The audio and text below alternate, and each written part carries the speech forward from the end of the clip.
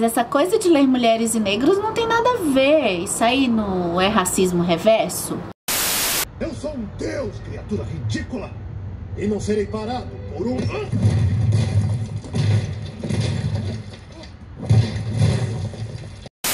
Ai, por favor, me diga que vocês assistiram o vídeo de ontem, me digam, por favor. Pois é, a gente tá fazendo mais um especial aqui no CCL. Tá massa, tá muito bom. Pois é, desde 2017 é o meu fardo do homem branco, não.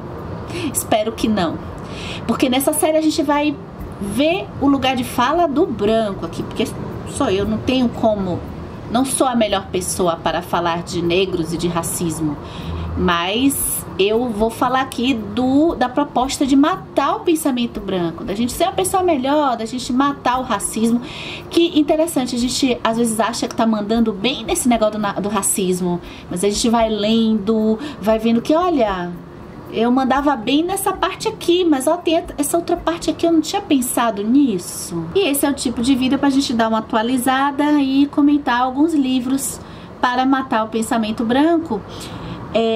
Mas assim, lembrando que eu adoro passar as listinhas, fazer listas, passar as listas, gosto muito. E também eu gosto muito quando vocês vão aqui nos comentários e fazem a lista de vocês, até porque o gosto é relativo, nós somos pessoas diferentes, então é legal a gente compartilhar, não só para eu conhecer os livros que vocês leram, mas também para a gente compartilhar e dar dicas diferentes para as outras pessoas que vão passar aqui por esse vídeo no futuro. Esse é o meu jeito palestrinha de pedir o seu comentário aqui embaixo, que eu vou adorar. Me conta quais os livros que vocês leram, que vocês acharam que mataram o pensamento branco ou fizeram vocês atentarem para alguns temas do racismo que antes vocês não tinham atentado.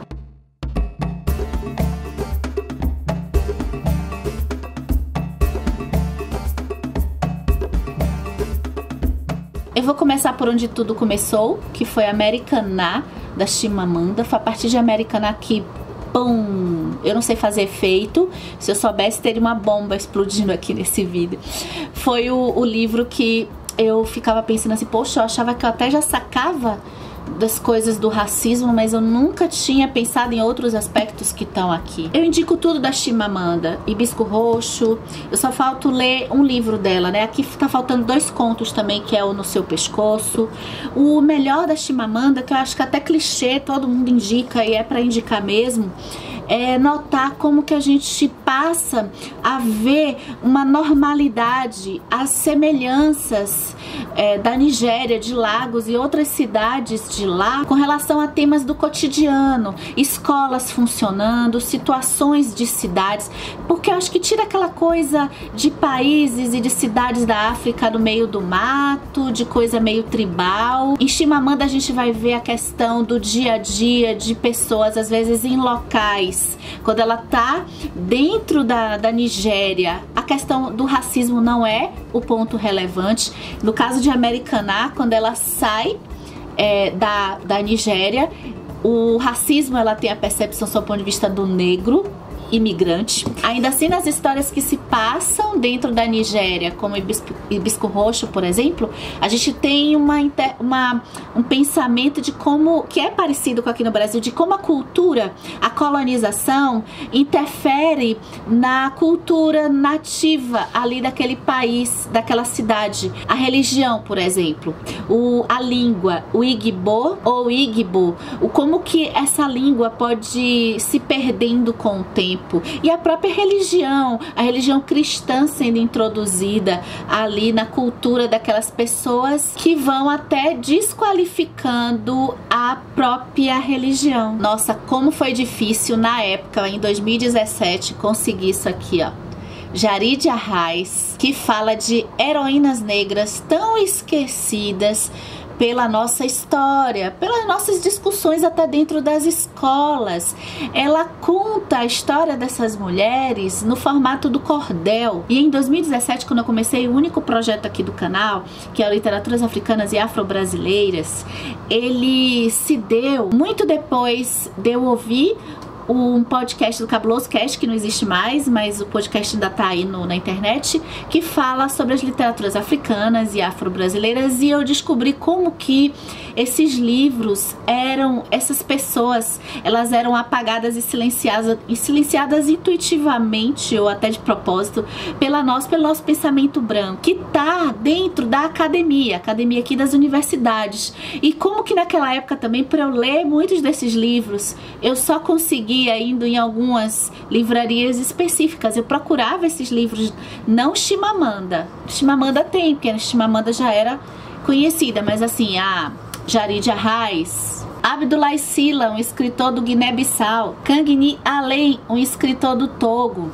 a coleção Cadernos Negros, Ungulane Bakakossa, um escritor lá da terra do Miakoto do Moçambique, era totalmente apagado, e tinha ela, Noêmia Souza, Cristiane Sobral, Bushi Emecheta, e em 2017, gente, há 2 anos atrás, outro também, Ondjak e Abdias Nascimento, essas pessoas não tinham para vender na Amazon há 2 anos atrás. Isso é uma conquista que eu acho que foi boa.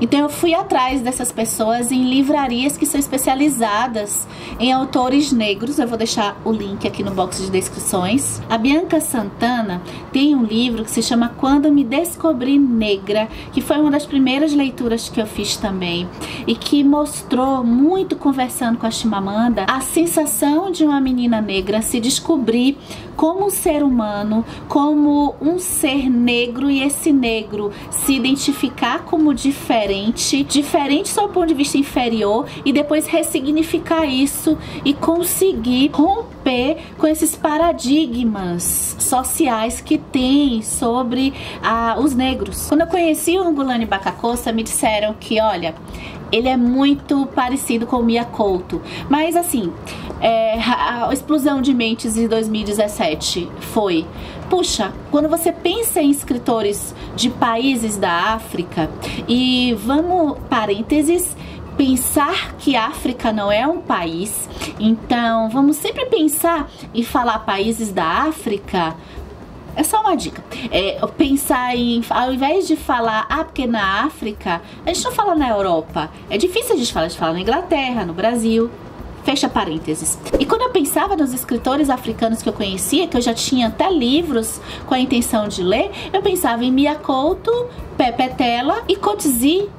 Mas eles eram homens brancos, e eram esses que eu encontrava lá na Amazon para vender, e eram esses que eram os mais famosos. Por quê? Gente, o Ungulane Bakakossa, ele tem essa pegada Mia Couto nos contos. Eu deixo aqui a indicação, porque eu quero fazer um vídeo sobre um conto aqui, tá marcadinho.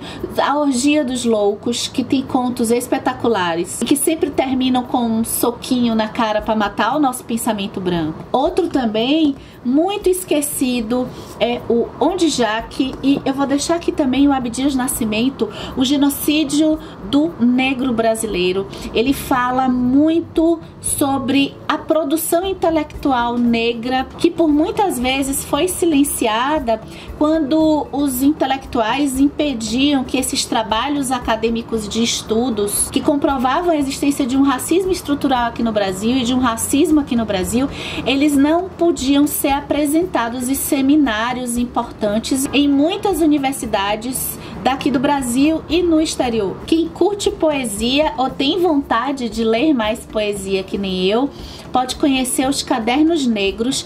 Eu adquiri eles em um volume em 2017, mas é muito difícil conseguir. O site deles era muito difícil de navegar e comprar, e eu já sabia disso. Eu peguei indicação nesse podcast que eu falei pra vocês, e eu gostei muito da poesia da Noêmia de Souza, uma moçambicana que faz poesias e textos trazendo elementos que eu não pensava antes de ler, como a questão do corpo para os negros, como que a questão do corpo deles é diferente de como é pra gente, a importância da dança e da manifestação pelo corpo de muitos sentimentos, até porque a língua deles foi modificada e oprimida pelo colonizador, e a cultura deles move muito pela questão do corpo.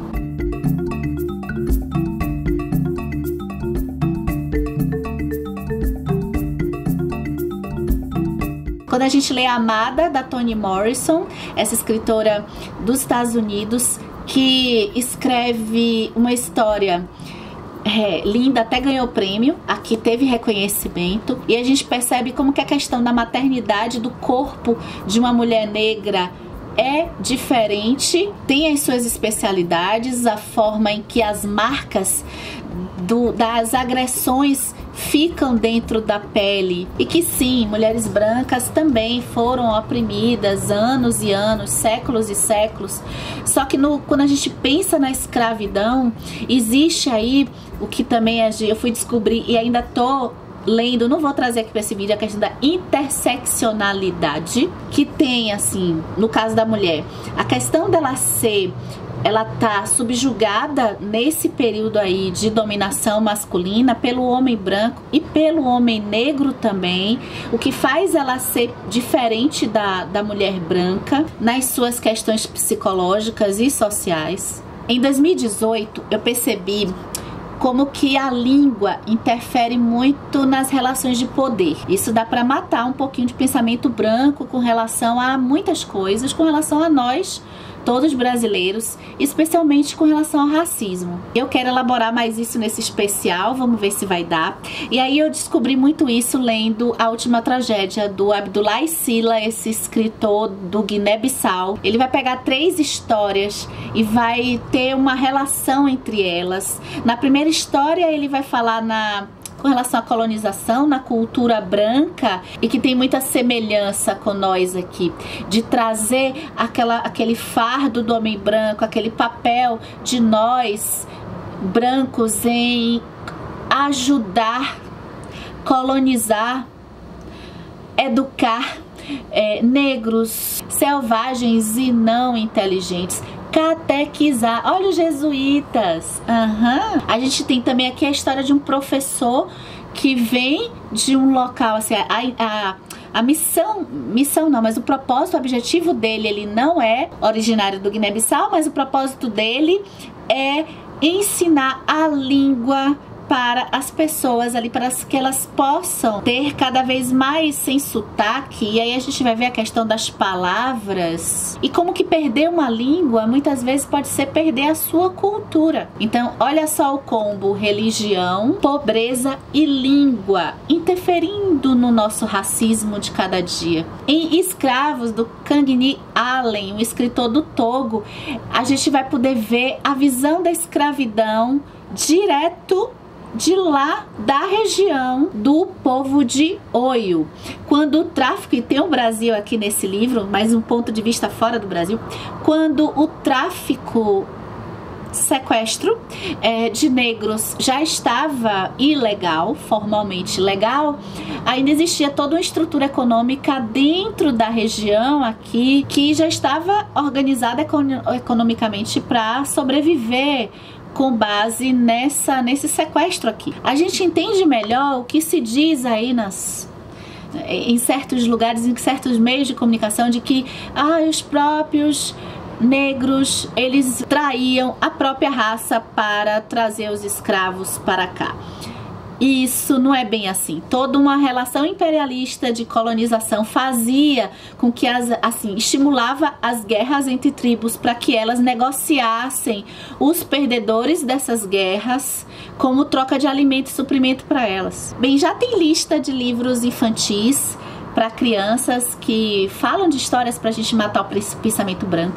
E eu gosto muito também, vou deixar aqui só representando os meus contos africanos. É uma seleção do Nelson Mandela. Eu gostei muito de ver contos e mitos de países da África e que fazem a gente aí até levar para as crianças e ampliar o nosso conhecimento, para a gente não ficar só nessa mitologia mais aqui nacional da coisa do Saci Pererê e de outros mitos assim. Foi em 2018 que eu conheci também a Conceição Evaristo. Eu li o Olhos d'Água e ainda tô lendo alguns contos. Eu quero fazer especiais de contos dando maior relevância para eles, mas Histórias de Leves Enganos e Parecenças também trazem assim experiências nos contos pra gente perceber dilemas contados sob o ponto de vista de uma mulher negra, dilemas sociais e dilemas sobre ser mulher, sobre ver o tratamento diferenciado em relação a mulheres brancas, a pessoas brancas. E a gente tem assim uma baita escritora com uma linguagem poética assim incrível.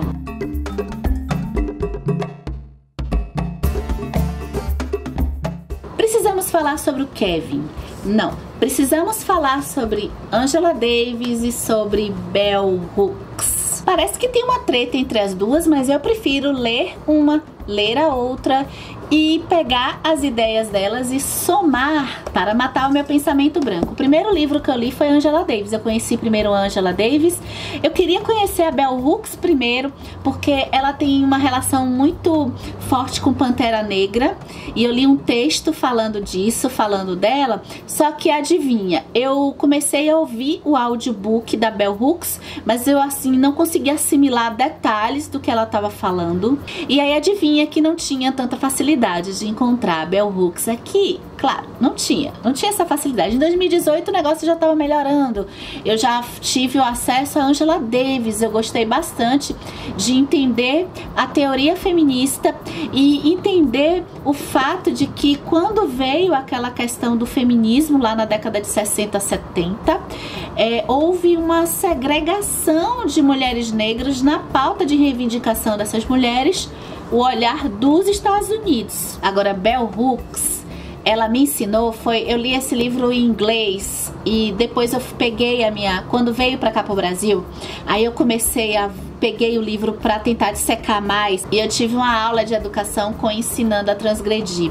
Bell Hooks tem referência e fala disso, expõe isso, como que ela se baseou em Paulo Freire e outros educadores para pensar na educação. A educação aqui me parece que no estilo dos Estados Unidos, das universidades, em que eles trabalham essa educação assim muito europeia e dos Estados Unidos, eu acho que é até uma educação mais promissora e que trabalha, e Chimamanda fala nisso também, trabalha muito a educação, acho que mais das áreas de humanas, sob o ponto de vista dos seminários, sob o ponto de vista diferente, assim, a gente aqui tem que ter aula certinho, a gente fica dependendo do professor. Eu fui estudante assim, muito difícil eu ser hoje autodidata, então o professor explica, eu anoto, eu entendo, eu faço exercício, eu vou pra prova, faço a prova, pego a nota e pronto, eu tô apta ou não tô apta a passar naquela matéria.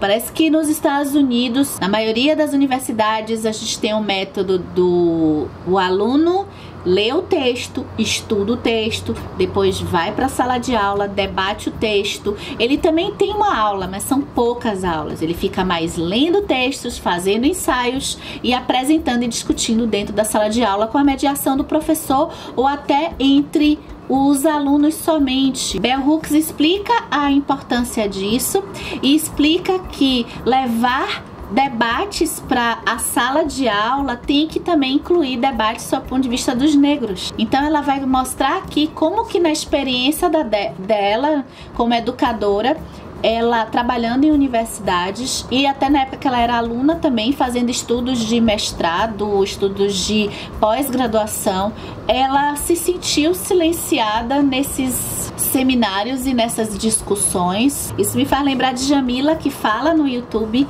também muito sobre como que ela, para fazer o mestrado, ela queria estudar algumas escritoras que o pessoal da faculdade não conhecia e por conta disso ela não foi estimulada a estudar isso, ela teve que estudar Simone de Beauvoir para depois mudar um pouco os artigos dela para quem ela queria estudar realmente. E aqui fica aqui então o que é o lugar de fala. E os livros de 2019 acho que já estão mais recentes aqui no canal, acho que vocês podem acompanhar nos vídeos anteriores também, porque esse vídeo talvez fique gigante. Então, dicas, né, listinha, tem mais. Será que dá? Talvez eu faça uma lista no Excel. Eu não sei se eu vou conseguir. Ah, mas tem uma planilha, eu vou ver se eu consigo achar. Tem uma planilha que a Nath do canal Redemoinhando fez de escritores. E eu preciso voltar para essa planilha para ter a dica. Isso é muito bom, porque você pode preencher lá também se você conhecer algum escritor. É isso, para matar o pensamento branco nos livros. Tem muitas opções. Aqui só uma pontadinha de inspiração para vocês. e até o próximo vídeo.